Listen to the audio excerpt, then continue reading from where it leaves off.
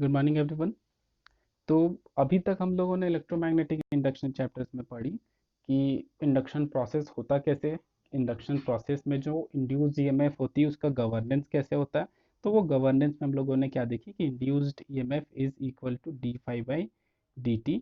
अगर N number of जो loop है हमारा वो अगर एन हो तो माइनस एन लिखेंगे, क्योंकि जो फ्लक्स लिंक्ड होगा उसमें वो एन टाइम्स हो जाएगा। और फाई बी हमारा बी ए कॉस थीटा है, वो कॉस थीटा में जो थीटा है वो बी और ए के बीच का है।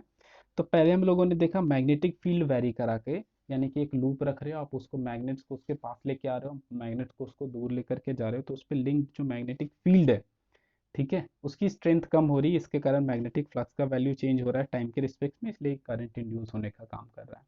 फिर हम लोगों ने मोशनल ईएमएफ पढ़ा। मोशनल ईएमएफ में हम लोगों ने क्या किया, एरिया को ही कम किया, इंक्रीज करने का काम और डिक्रीज करने का काम किया टाइम के रिस्पेक्ट में।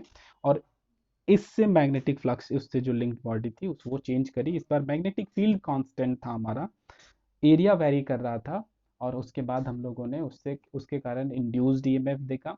ठीक है, इंड्यूस्ड ईएमएफ, मोशनल ईएमएफ के बारे में पढ़ी। फिर हम लोगों ने क्वांटिटेटिव स्टडी करी कि कंजर्वेशन ऑफ एनर्जी होल्ड करती है कि नहीं, और जो इलेक्ट्रिकल एनर्जी लूप में प्रोड्यूस हो रही है वो कौन सी एनर्जी है जो कन्वर्ट होने का काम कर रही है इलेक्ट्रिकल एनर्जी में। तो हम लोगों ने स्टडी में देखा कि whatever the power we are putting to move that arm P Q, ठीक है, विद वेलोसिटी v।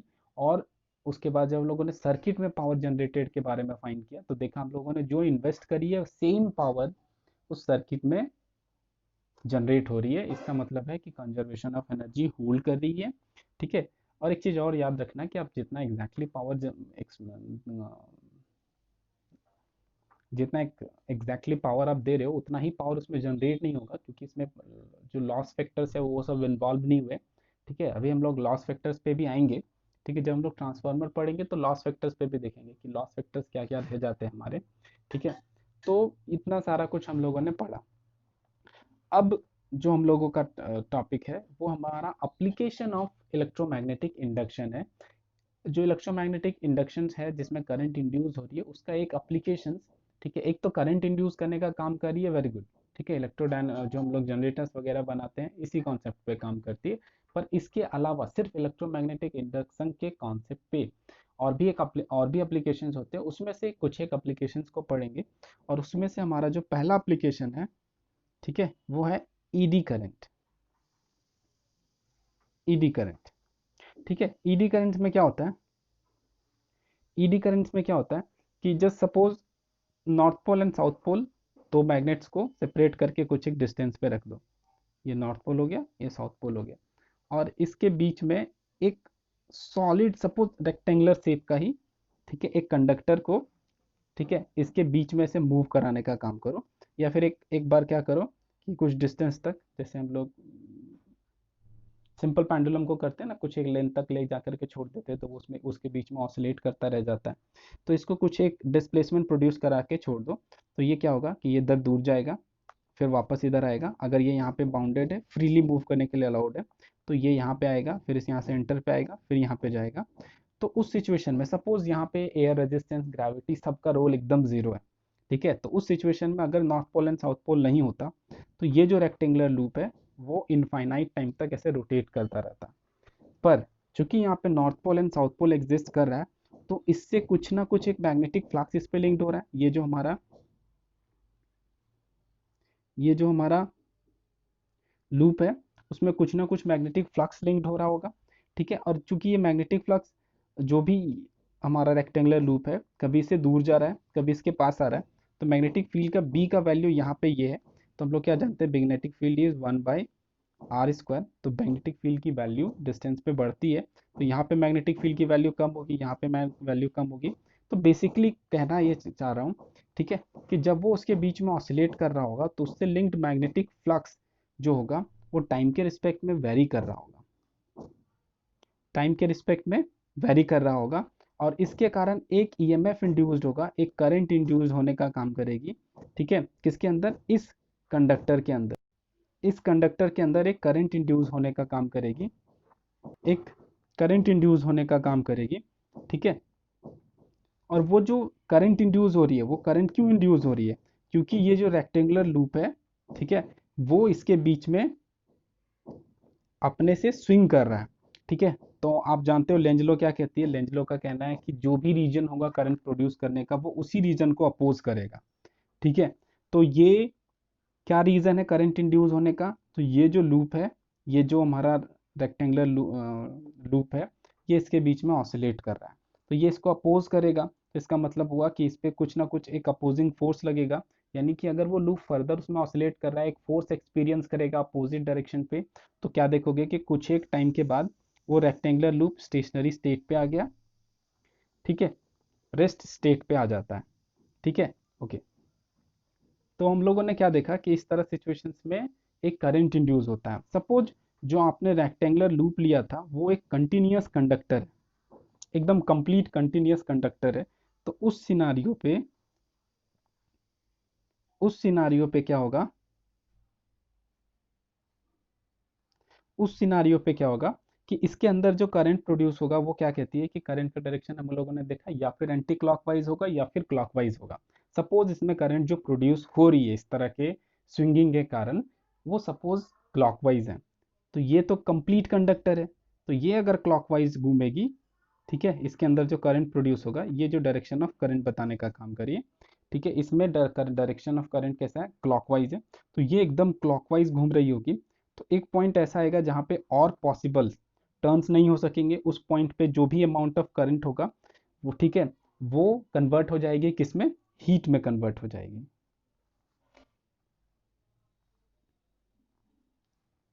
वो किस में कन्वर्ट हो जाएगी? हीट में कन्वर्ट हो जाएगी, ठीक है। तो यानी कि अगर आप इस प्लेट को स्विंग कराते रहेंगे, तो इसके अंदर जो करंट प्रोड्यूस होगी वो उसके सेंटर को हीट करने का काम करना शुरू कर देगी, और धीरे धीरे आपका पूरा कंप्लीट प्लेट हीट हो जाएगा, ठीक है। तो इसमें जो करंट का प्रोड्यूस हो रहा है, उसका डायरेक्शन देखो जस्ट लाइक अ ईडी के जैसा है, जैसा कि वाटर्स में प्रोड्यूस होती है, ठीक है, इसीलिए इसको ईडी करंट नाम दिया जाता है।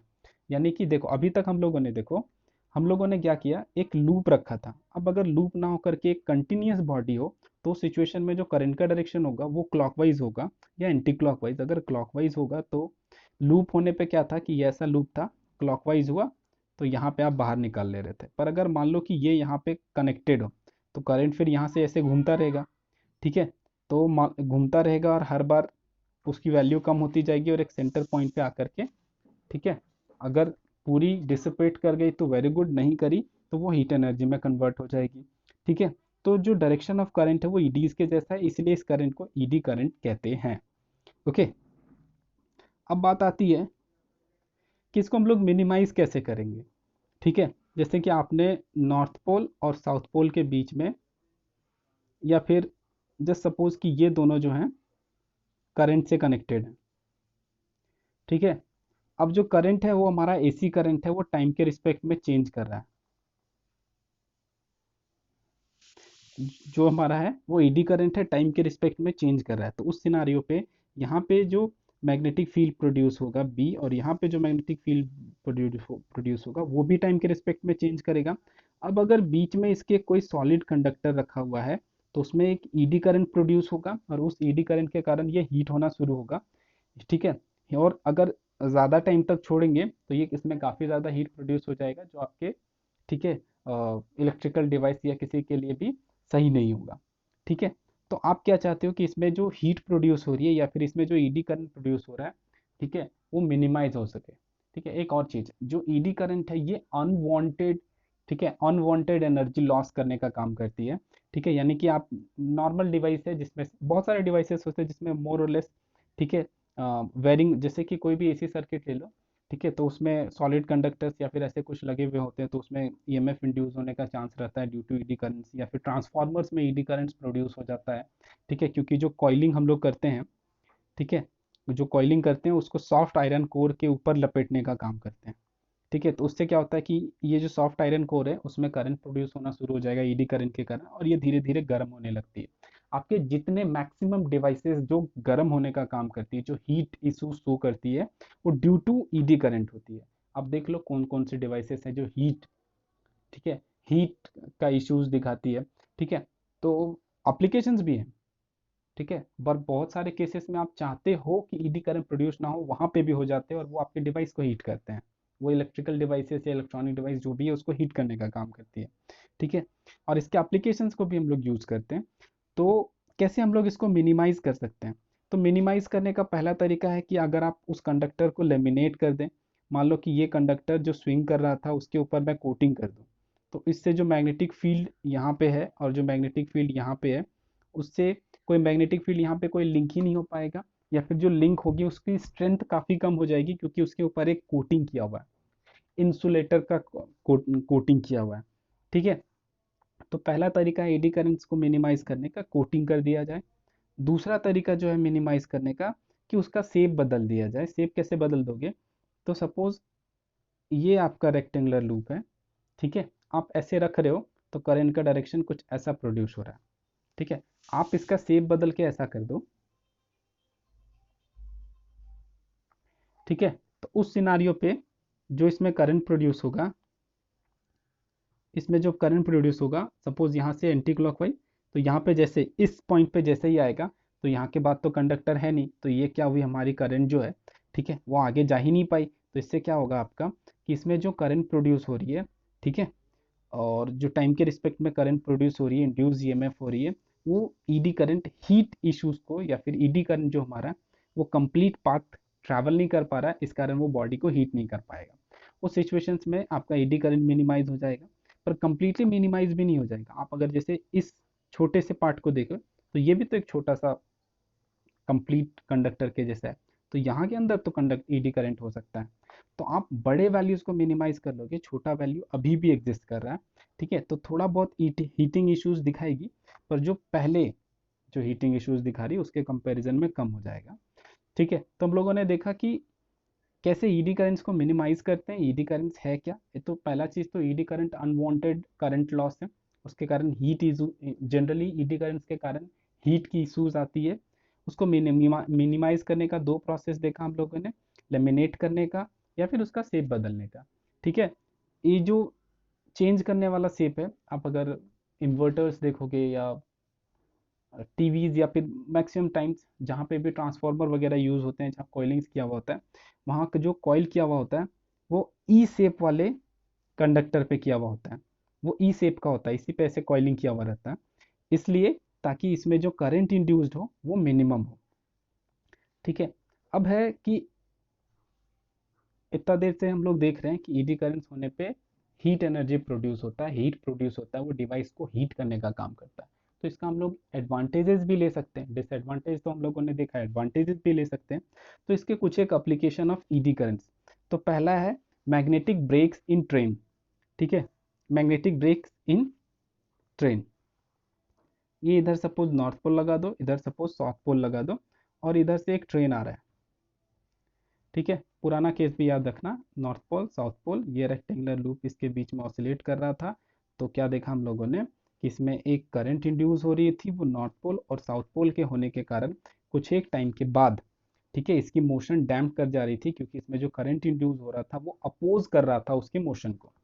सेम टेक्निक को हम लोग यहाँ पे यूज करेंगे, ट्रेन इधर से आ रही है, ठीक है, तो ट्रेन का काम, ट्रेन में ईडी करंट प्रोड्यूस होगा और वो ईडी करंट का डायरेक्शन ऐसा होगा कि ये इसके मोशन को, ठीक है, ईडी करंट प्रोड्यूस क्यों हो रहा है, हमारा ट्रेन के मोशन के कारण, तो उस ट्रेन के मोशन को अपोज करने का काम करेगी। और इस टाइप से हम लोग मैग्नेटिक ब्रेक्स यूज करते हैं ट्रेन्स में, ठीक है। उसके बाद सेकेंड है हमारा इलेक्ट्रोमैग्नेटिक डैम्पिंग, ठीक है, इलेक्ट्रोमैग्नेटिक डैम्पिंग। मान लो कि जैसे कि हमारा इसका यूज़ करते हैं हम लोग गैल्वेनोमीटर में। गैल्वेनोमीटर में स्केल क्या होता है कि एक बार आपने करंट पास करा है, ये जो स्केल है वो left right left right left right oscillate करता रहता है। तो उस टाइम पे हम लोग इलेक्ट्रोमैग्नेटिक डैम्पिंग यूज़ करते हैं।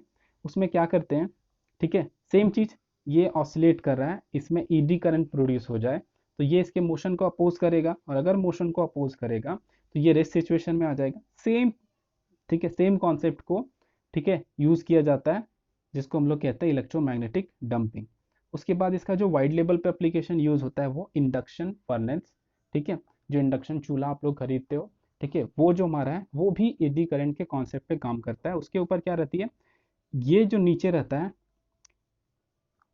यहाँ पे north pole and south pole, यहाँ पे वेरिंग करंट हम लोग पास कराते हैं। इस वेरिंग करंट के कारण वेरिंग मैग्नेटिक फील्ड प्रोड्यूस होती है, और ये मैग्नेटिक वेरिंग मैग्नेटिक फील्ड, ठीक है, ऊपर बर्तन रखा हुआ होता है, तो बर्तन का जो सरफेस होता है, ठीक है, वो तो कंटिन्यूस होता है, तो उसके कारण ईडी करंट प्रोड्यूस होता है। और ठीक है, इसीलिए जब इंडक्शन फर्नेस के ऊपर जो बर्तन होते हैं वो स्पेसिफिक मेटल्स या स्पेसिफिक एलिमेंट्स के होते हैं और उनका मैक्सिमम सरफेस एरिया होता है, ठीक है। तो उस सिनारियो पे क्या होता है कि जब वो मैक्सिमम सरफेस एरिया होता है तो उसमें मैक्सिमम ईडी करंट प्रोड्यूस होती है, और जब ईडी करंट का वैल्यू काफ़ी ज़्यादा हाई होता है तो उसमें हीट की वैल्यू भी काफ़ी ज़्यादा हाई होती है।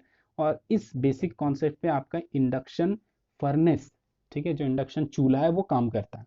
इसीलिए वो सारे के सारे बर्तन पे काम नहीं करता है, उसी पर्टिकुलर बर्तन पे काम करता है जिसपे उसमें इंडक्शन होता है, ठीक है। और यही कारण है कि अगर आप इस पे कोई बर्तन नहीं रखे हुए हो, इंडक्शन फर्नेस के ऊपर अगर आप कोई बर्तन नहीं रखे हुए, तो वो काम नहीं कर रहा होता है। क्यों नहीं काम कर रहा होता है? क्योंकि अगर वो उसके मतलब वो हीट नहीं होता, आप हाथ रख करके टच करके देखोगे तो आपको किसी तरह का हीट फील नहीं होगा। उसका रीज़न यही होता है क्योंकि वो अपने से हीट नहीं होता है, वो बर्तन को सिर्फ हीट करता है on the basis of eddy current. उसके बाद सेकेंडरी हमारा लास्ट जो टॉपिक हमारा इलेक्ट्रिक पावर मीटर, ठीक है। तो इलेक्ट्रिक पावर मीटर में जो प्लेट हमारा उसमें रोटेट करता रहता है, ठीक है, वो किसके कारण रोटेट करता रहता है? तो इलेक्ट्रिक वो हमारा रोटेट करता रहता है ईडी करंट के कारण। हीट प्रोड्यूस होता है, उस हीट में सॉरी, वो उसमें जो प्लेट लगा होता है वो रोटेट करता रहता है due to presence of ED current. ED current आती है, ठीक है, वो रोटेट करता रहता है उसके कारण। ओके, तो हम लोगों ने कुछ एक एप्लीकेशंस देखी ईडी करंट की। मैग्नेटिक ब्रेक्स कैसे ट्रेन में यूज करते हैं, इलेक्ट्रोमैग्नेटिक डैम्पिंग कैसे होती है, यानी किसी बॉडी के मोशंस को कैसे सडन स्टॉप करना है, ये दोनों के एप्लीकेशन सेम कॉन्सेप्ट पे थे। फिर हम लोगों ने इंडक्शन फर्नेस का देखा कि हीट एनर्जी प्रोड्यूस हो जाती है कंडक्टर्स में, तो उसका हम लोग कैसे यूटिलाइज कर सकते हैं, ठीक है। और उसी का यूटिलाइजेशन है हमारा इंडक्शन फर्नेस। उसके बाद देखा इलेक्ट्रिक पावर मीटर।